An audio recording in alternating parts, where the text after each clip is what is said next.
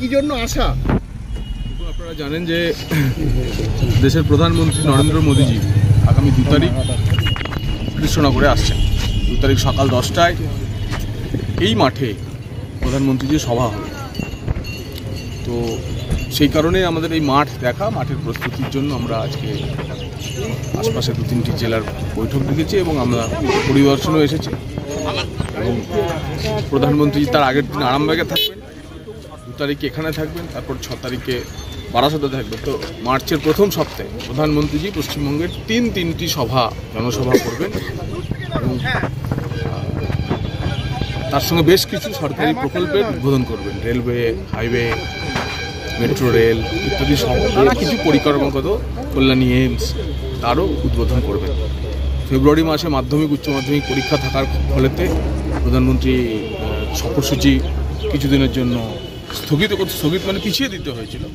তাই সেই কারণে পরপর প্রথম সপ্তাহে তিনি 3 বার আসবেন এবং আমি আপনাদের মাধ্যমে নদিয়ার মানুষের কাছে আহ্বান জানাচ্ছি যে 2 তারিখের যে সভা, সেই সভা কৃষ্ণনগর গভর্নমেন্ট কলেজ মাঠে যে সভা, সেই সভাকে ঐতিহাসিক সভায় আপনারা পরিণত করুন। এই সভা মানুষের সভা হোক, কোনো রাজনৈতিক দলের সভা না। বিশেষ করে 22 তারিখের অযোধ্যায় শ্রী রামলালার প্রাণ প্রতিষ্ঠা, গত 10 বছরের মোদিজির যে উন্নয়নের রিপোর্ট কার্ড, আর তার সঙ্গে সারা বিশ্বে ভারতবর্ষকে তুলে ধরার যে অন্যতম নেতা মাননীয় শ্রী প্রধানমন্ত্রী নরেন্দ্র মোদী, তার কথা শোনার জন্য, তার বার্তা পাওয়ার জন্য আমি নদিয়ার সর্বস্তরের মানুষকে আহ্বান জানাচ্ছি যে আপনারা আসুন, সেদিনের সভায় যুক্ত হন। সরকারি সভা না রাজনৈতিক সভা?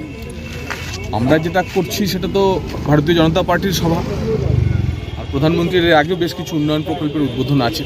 সেগুলি সরকারি প্রকল্পের উদ্বোধনে যেমন সরকারি কাজকর্ম হয় তেমন হবে। তো আমাদের এই জনসভা দলের জনসভা। দলের জনসভা থেকে কি সরকারি প্রকল্প উদ্বোধন হবে? না, আমরা ভারতীয় জনতা পার্টি, আমরা চোরামূল দলের সদস্য নয়। চোরামূলের সংস্কৃতিতে আমরা বিশ্বাস করি না। জগন্নাথ, একটা কোশ্চেন আছে, বিষয়টা হচ্ছে সীমান্ত এলাকায় আমরা দেখতে পাচ্ছি আধার কার্ড ডিঅ্যাক্টিভের বিষয় আছে। সেক্ষেত্রে প্রধানমন্ত্রীর মতন হাই প্রোফাইল নেতা আসার ক্ষেত্রে আপনার কি মনে হচ্ছে সীমান্ত অঞ্চল থেকে কোনোভাবে কোনো মানুষের আসার ক্ষেত্রে সবাই ব্যাঘাত করবে বলে মনে করছেন? দেখুন, আধার কার্ড নিয়ে যে বিতর্ক সম্প্রতি তৈরি হয়েছে, সেই বিতর্কের ইউডিএআই যে আধার যে সংস্থা, সেই সংস্থা তারা নিজস্ব প্রেস বিবৃতি দিয়ে তা স্পষ্ট করে দিয়েছে। তৃণমূল কংগ্রেসের তরফ থেকে সীমান্তবর্তী কিছু মানুষজনকে উস্কানি দিয়ে বিপথে চালিত করার জন্য এই প্রচার হয়েছিল। আসল ঘটনা যেটা হচ্ছে যে বিভিন্ন সময়তে আধার কার্ডের জেনুইননেস দেখার জন্য আধার কার্ড সঠিক কি সঠিক নয়, ঠিকানার সঙ্গে মিলিয়ে দেখা, পাসপোর্টের সঙ্গে মিলিয়ে দেখা ইত্যাদির কাজ ইউডিআই করে।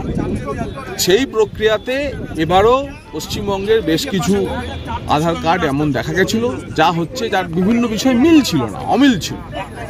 তো সেই কারণে সেক্ষেত্রে বলা হয়েছিল যে আপনাদের যা অমিল রয়েছে, আমরা যাই আমাদের পরিচয়পত্র থাকে, যেখানে কিনা আধারে তো বায়োমেট্রিক নেওয়া আছে, যা পরিচয়পত্র থাকে প্রত্যেকটি মানুষকে দেশের এর প্রক্রিয়ার মধ্য দিয়ে যেতে হয়। সে আধার কার্ড হোক, ভোটার কার্ড হোক, ব্যাংকের হচ্ছে যে ব্যাংকের অ্যাকাউন্টের হোক, যে আমরা কেওয়াইসি জমা দিই না, অনেক সময় কেওয়াইসি মিল না হলে কি হয়, ব্যাংক থেকে আমাদের বলে না, প্যান কার্ডের তথ্য এদিক ওদিক হলে বলে না যে কারেকশন করিয়ে নিন।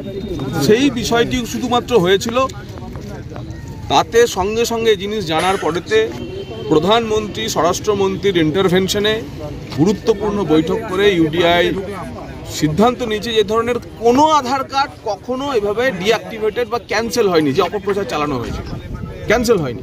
কিন্তু ব্যাংকে কেওয়াইসি জমা না দিলে আমরা যেমন ব্যাংকের খাতা চালাতে পারি না, আধারের ক্ষেত্রে মিসম্যাচ থাকলে সেটা যদি কেউ নোটিশ পেয়ে থাকেন সেটা করে নেবেন। কিন্তু কারোর আধার কার্ড বাতিল হয়নি, কারোর আধার কার্ড বাতিল হয়নি। আরও একটা বিষয় জানবেন যে আপনারা যদি ওই নোটিশগুলি দেখে থাকেন, আরও স্পষ্টীকরণ দিচ্ছে, নিয়ে আপনারা বিতর্ক করবেন না, আপনাদের বোঝার জন্য আরও বলছি। দেখবেন যে আধার আইনের 28 ধারায় ওই নোটিশগুলি করা হয়েছে। 28 ধারা কি? 28 ধারা হয়েছে মূলত আমরা আধার হচ্ছে একটি পরিচয়পত্র মতো।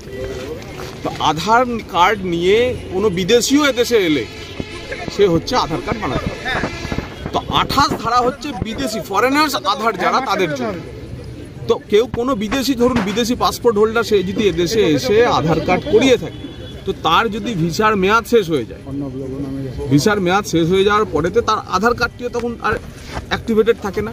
তো 28 ধারার যে বিষয়গুলি রয়েছে সেগুলি সবসময় জেনে রাখবেন যে সেগুলি হচ্ছে যে কোনো না কোনো বিদেশি পাসপোর্ট হোল্ডার যারা, তাদের ক্ষেত্রে বা এ ধরনের কোনো কিছু পাওয়া গেছে। কিন্তু যেসব শরণার্থীরা এদেশে এসে রয়েছেন সিএ আইন অনুযায়ী তারা প্রত্যেকে আমাদের এদেশে থাকবেন, তাই এ নিয়ে কোনো ধরনের মানে উস্কানি বা ইত্যাদি উত্তেজনার শিকার হওয়ার দরকার নেই।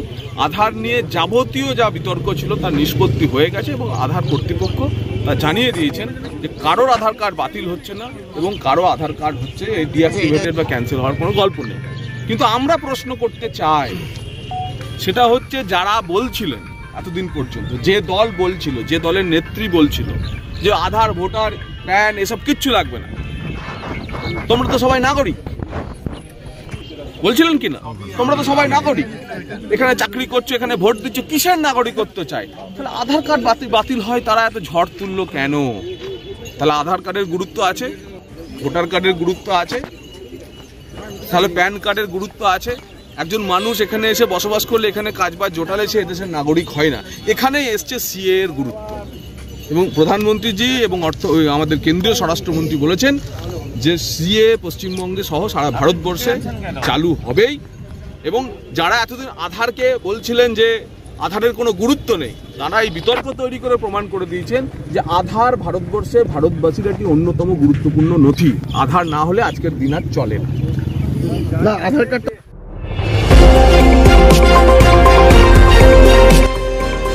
আমার বাংলা, সঙ্গে থাকুন, সঙ্গে রাখুন আমার বাংলা।